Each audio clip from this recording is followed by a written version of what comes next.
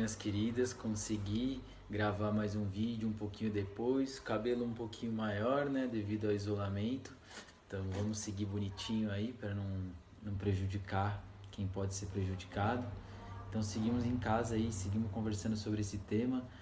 No primeiro vídeo eu falei bastante sobre o embasamento geral, né, e que eu acho extremamente necessário a gente entender sobre essa ideia de tudo que a gente usa em casa, tudo que a gente consome vem da natureza e a relação disso com a nossa ancestralidade, né? Com os primeiros povos que habitaram aqui, não só no Brasil, mas no mundo inteiro. É que como a gente está no Brasil, vocês vão perceber que eu gosto muito de falar da bioconstrução com técnicas focadas no Brasil. Afinal de contas, se o localismo, né, o estudo do local, o estudo do terreno local é um princípio fundamental para a bioconstrução, nada mais justo do que a gente falar sobre bioconstrução no Brasil, estudando sobre técnicas do Brasil, estudando sobre culturas e povos do Brasil. Então, como a gente está em casa, eu não quero deixar vocês com vontade, mas talvez sugerir alguns planos para quando essa quarentena passar, que é de alguns locais no Brasil que a gente pode visitar e pode viver essa arquitetura vernacular, essas técnicas que a gente pode chamar hoje de bioconstrução, mas são técnicas ancestrais. É um termo novo para técnicas muito antigas, muito milenares. Então ontem eu propus para quem quisesse assistir alguns vídeos do Habitar Habitat, que é uma série do Sesc TV, que faz algumas releituras de algumas culturas tradicionais e as formas de habitar. Ela vai desde um apartamento até a maloca, as comunidades quilombolas, então retrata bastante as maneiras do brasileiro de habitar. Eu acho muito interessante porque a gente trata a habitação como o habitar, né? E não como simplesmente um local onde eu vou dormir. É o habitar, é o sentido de habitar do ser humano, que esse documentário traz muito, justamente retomando essas culturas ancestrais, como a palafita, né, que são os povos ribeirinhos, os quilombolas, os indígenas. Então, primeiro de tudo, se a gente quer falar de bioarquitetura e bioconstrução no Brasil, vamos lembrar dos nossos irmãos indígenas, primeiro de tudo. São eles que têm as principais técnicas, os principais conhecimentos sobre madeiras, sobre clima. Então, primeiro de tudo, que eu ia falar para você, a faculdade normalmente fala para a gente ir viver experiências na Europa e viver experiências fora para aprender sobre arquitetura. Muito legal. Mas vamos lembrar que a gente quer aplicar nossa arquitetura aqui, no Brasil. Então a gente tem que estudar o nosso país. E nada melhor do que os nativos dessa terra, que são os povos indígenas, né? E que dá uma variedade arquitetônica imensa entre os edifícios. Né? As malocas, ou ocas mais popularmente falando, não são a única maneira de se habitar em comunidades indígenas, ok? Então nada melhor do que você ir até uma comunidade, conseguir autorização para conversar com o cacique, pedir para ele explicar como eles estudam o vento, como eles estudam a insolação. Vocês vão ver que esses povos sim têm muito para ensinar para a gente sobre bioarquitetura.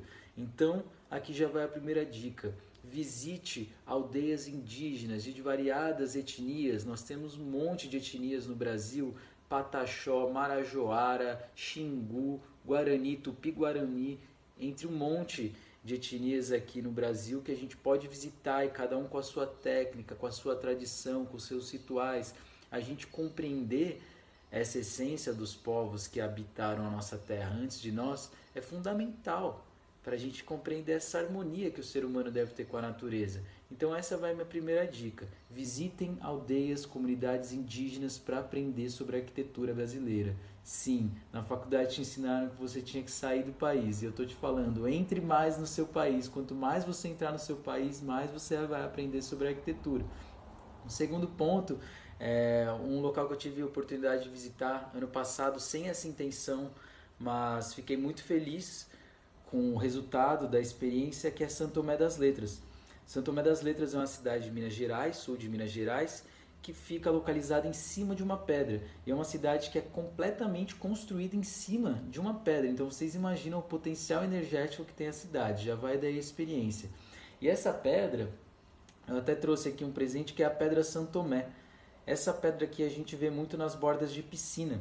Se vocês pesquisarem também sobre a extração da Pedra Santo Tomé, vocês vão ver que não é nada bonito. Você vai chegando na cidade, você vai vendo que a extração é bem grande, é bem agressiva e que a gente retira de lá essa pedra aqui, que com o passar do tempo ela vai ficando amarelinha, né? Nas casas de Santo Tomé vocês veem essa pedra. Chegando na cidade, no centro de Santo Tomé principalmente, vocês veem que as casas, muitas delas são construídas com essa pedra mesmo, né? Que com o tempo ela vai ficando amarelinha, né? Então é muito bonito você ver, é um exemplo muito clássico de arquitetura vernacular, de bioconstrução. Eles tinham o que ali no terreno? Tinham pedra, eles não tinham terra, não tinham palha, não tinham bambu, eles tinham pedra. Então construíam-se as casas com pedra, né?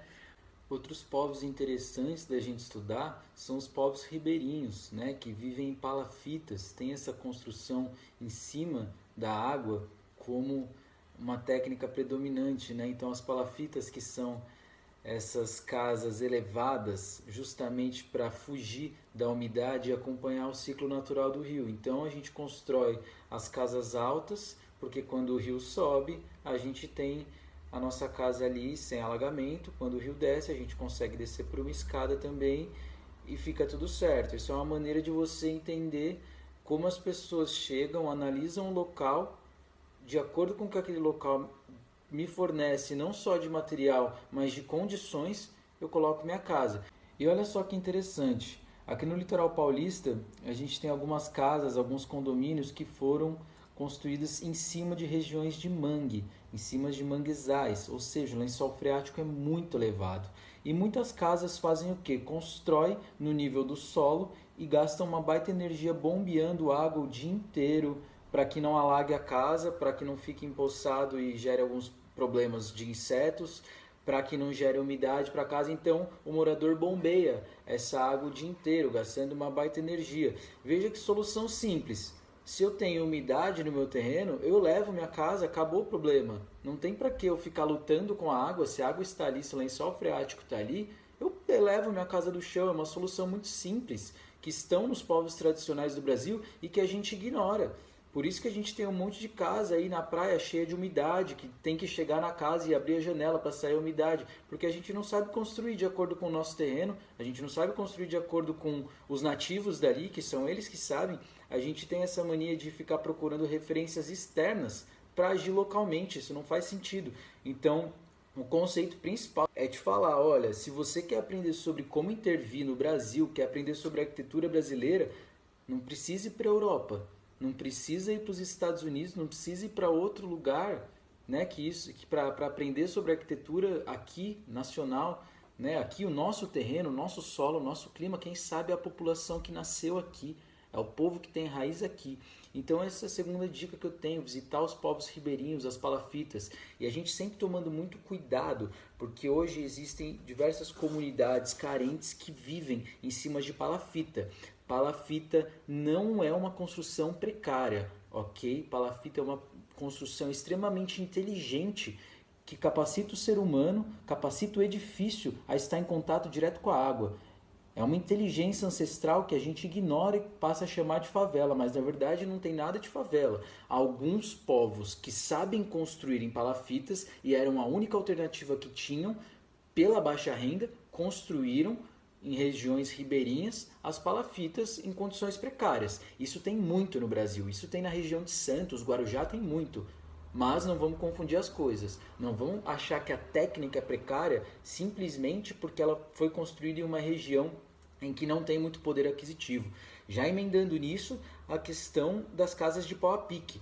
Temos diversas comunidades quilombolas no Brasil e as técnicas predominantes são as técnicas de taipa de mão, o pau a pique, né? A junção de barro com os paus ou bambu que faz aquela parede que muitas vezes não é retinha e tal. Tem muito na escola que se fala do barbeiro, né? Do inseto que fica entre os vãos da terra quando ela seca. Na verdade, assim, é o que eu retomo a falar da palafita, da gente confundir as coisas. Uma coisa é a técnica, outra coisa é como ela é aplicada. A técnica de pau a pique, a gente tem casas bandeiristas, inclusive em São Paulo, que são construídas com pau a pique. São rebocadas, tem tinta e não tem uma rachadura, ok? O problema é que como as construtoras querem te vender material, a mídia tá ligada às construtoras e a gente vive um sistema que é totalmente refém das construtoras, não ensinam isso para você. ok? Vão ensinar que a única maneira da tua casa ficar em pé é com uma alvenaria convencional, né? Ou com um bloco cerâmico ou com um bloco de concreto. Isso não quer dizer que as técnicas ancestrais não podem ser muito bem executadas,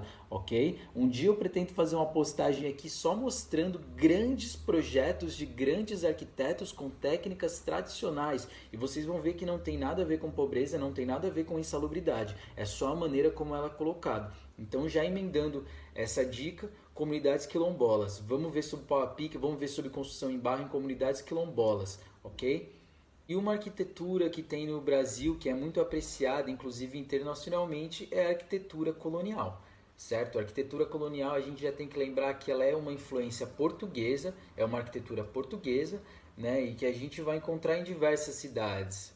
Paraty, Ouro Preto, Cananéia, São Sebastião, Olinda, Salvador, Pelourinho também é um reflexo dessa arquitetura vernacular. Ela, eu não diria assim, eu acho que assim, a arquitetura vernacular, ela está muito mais ligada com povos nativos daquela região, ok? Eu já não considero a arquitetura vernacular brasileira a arquitetura colonial, ok? Por ter uma influência portuguesa, assim como o pau a pique. Hoje muitos indígenas constroem casas de pau a pique no Brasil, mas pela história você vê que as primeiras construções foi uma junção de técnicas indígenas com técnicas africanas de construção.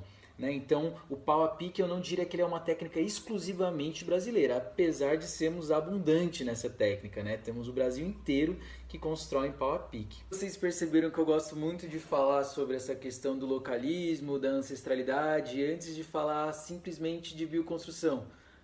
Eu acho que bioconstrução ele é um termo que se popularizou muito, né, no sentido da palavra mesmo, e quando a gente fala sobre bioconstrução, a gente pensa em um conceito novo, né, em um conceito que está sendo implantado agora. Mas não, ok? Vamos lembrar que a bioconstrução nada mais é do que a retomada de técnicas que sempre estiveram aqui, que sempre foram utilizadas, mas que por muito tempo ignoradas, né? Talvez por uma falta de informação mesmo ou a falta de interesse da academia, né? Das universidades, dos arquitetos e também por uma inconsciência daqueles que querem construir harmonicamente com o meio ambiente. Porque não tem jeito, podem inventar material novo, podem criar selos para você ter a sua edificação mais sustentável possível. Tudo que o ser humano criar a partir de agora, já saiba que não é 100% sustentável, ok? O 100% sustentável e ecológico vai ser aquele que você retira de um local e usa no mesmo local. Esse é o 100% ecológico, ok? Essa é a verdadeira arquitetura que respeita o espaço e tempo. Se é viável fazer isso nos dias de hoje, isso é outra discussão. A viabilidade nas cidades, a viabilidade em grandes centros urbanos, onde já tem uma certa habitação, já tem um certo mecanismo de habitação, é muito mais complicado a gente falar sobre essas técnicas. Mas pensando em construções futuras, em maneiras futuras de se intervir, é muito interessante que a gente, como arquiteto, ou então como alguém que quer construir uma casa, pense nessas técnicas, nessas maneiras mais antigas. De repente você comprou um terreno no interior de São Paulo, numa região serrana, e aí você quer construir. A primeira coisa que você fala, nossa, eu vou chamar um arquiteto. Putz, o arquiteto vai resolver minha vida. Ótimo, o profissional de arquitetura ele está lá para isso mesmo, mas tenha atenção às técnicas locais, ok? Se você quer intervir no meio de uma maneira sustentável, conversa com quem é local, conversa com quem chegou ali há anos, famílias que estão ali há muito tempo, você vai conseguir ter acesso se você procurar. Já imaginou que interessante a gente conseguindo trazer para o presente, para a arquitetura contemporânea, técnicas ancestrais completamente amigas do meio ambiente e que podem trazer essa retomada da ideia do ser humano habitando como um ser que pertence àquele meio e não como um ser que quer simplesmente confrontar o meio. Muito obrigado, gente.